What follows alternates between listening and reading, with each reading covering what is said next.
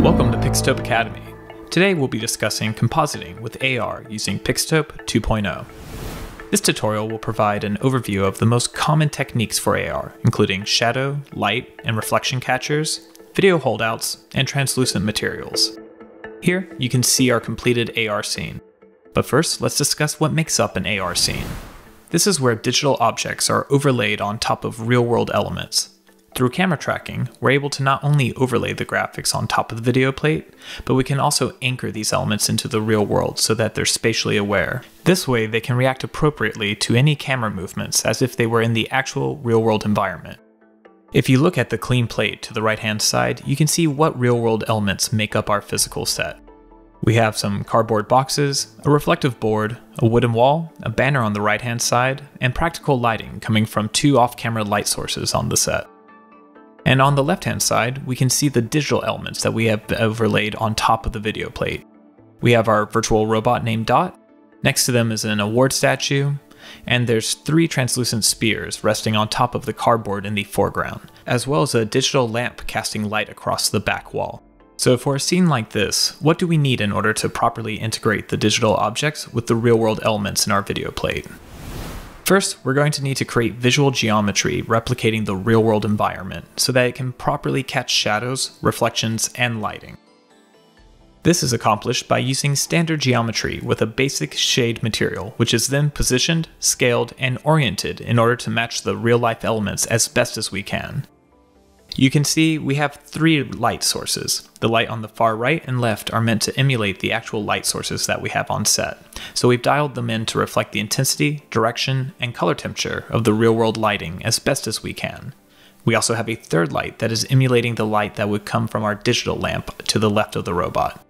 We've modeled some basic geometry to mirror the floor and wall layout of our sets, as well as the cardboard boxes and reflective surface behind the robot.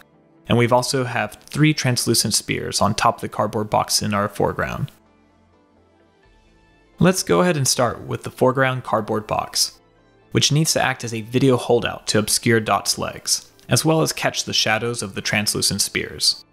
Once you've properly positioned the cube, you right-click the object and select Convert to Shadow and Reflection Catcher, which will automatically convert it to a video holdout as well, allowing it to catch the shadows of the translucent spheres on top of it. And now we're going to apply this same process to the wall and the floor, which has been modeled to fit the set.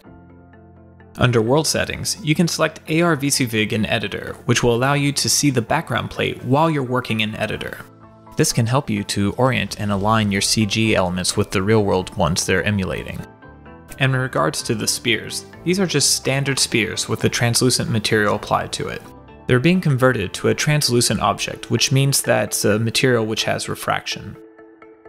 To illustrate this, we'll copy a sphere, and now we're going to scale it up so you can see it visually warp the view of the backplate behind it. And now we can see the shadows of the robot, as well as the digital lamp, statue, and the spheres, all casting on top of the real-world elements. Additionally, we have the light of the lamp reading across the wall. All of this is helping to better sell the illusion that the digital elements are in the same physical space as the real-world ones.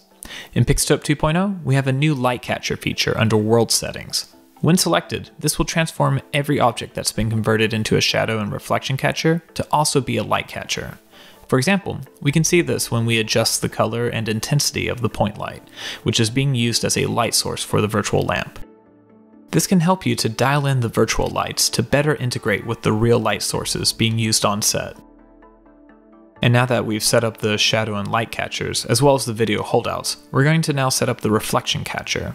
For that, we're going to use another plane, which is being placed as best as possible to match the reflective object on set. As you can see, this is reflecting not just the robot, but also the set itself. That's because we have a skylight in our scene, which is using a 360 HDR panorama capture from our set. If we open the texture, you can see what the panorama looks like. This was captured using a Theta 360 camera with multiple exposures from the same location, which we then mapped to a sphere. Then we've taken all these other geometries and AR meshes and excluded those from being captured in ray tracing in order to blur out the reflections, since we're using ray traced reflections. Now that our scene is properly constructed, we can do a bit of fine-tuning using Director. Let's open Director, and under the Production view, we'll go into the Compositing tab. Here, we can adjust the shadows using the Global Intensity slider. And we can also affect the ambient occlusion, which you can see directly impacting the shadows under the translucent spheres. Now under Reflections, we can adjust the strength and transparency sliders, which you can see affecting the reflective material and thus the reflection of the robot. With the values maxed out, we have a pure AR reflection. And as we pull the transparency slider back towards 0, we have a much more subtle and better integrated reflection for the material in the scene. And with that, we're done prepping our new AR scene. Thank you for joining us for this Pixotope tutorial, and please see our library for more resources to get the most out of your next production with Pixotope.